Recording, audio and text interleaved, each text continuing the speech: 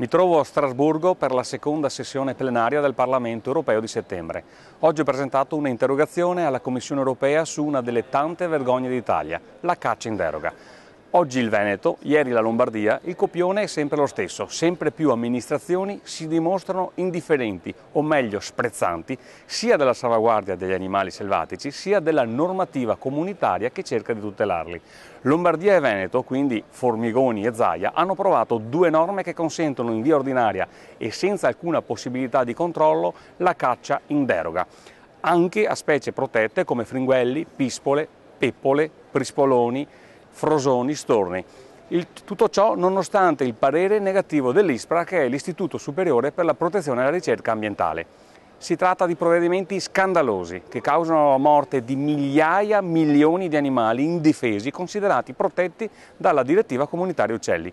Pensate che non viene nemmeno previsto l'obbligo di annotare sul tesserino subito di caccia gli uccellini uccisi, consentendo perciò una strage illimitata di fatto di uccelli protetti. Trovo vergognoso che queste amministrazioni, invece di pensare ai veri bisogni della gente, continuino ad approvare norme illegittime a danno della fauna e di tutti i cittadini europei. È ancora più vergognoso poi che tutto questo avvenga per compiacere ed accaparrarsi i voti della lobby dei cacciatori più ingorda ed estremista, ovvero quella dei cacciatori in deroga. Caro Zaia, caro Formigoni, le priorità dei Veneti e dei Lombardi sono ben altre, soprattutto in tempo di crisi. I nostri ragazzi non trovano lavoro, le nostre imprese rischiano di chiudere, le nostre famiglie faticano ad arrivare a fine mese.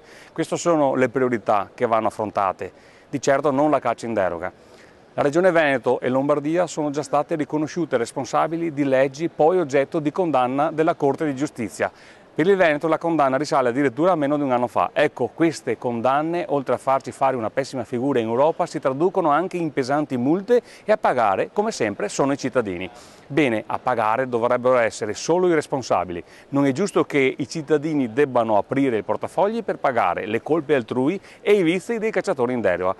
Per questi motivi ho chiesto alla Commissione europea di intervenire in maniera urgente per fermare la caccia in deroga, approvata in modo illecito da Veneto e Lombardia, per esigere il rispetto delle sentenze della Corte di Giustizia europea e delle direttive comunitarie.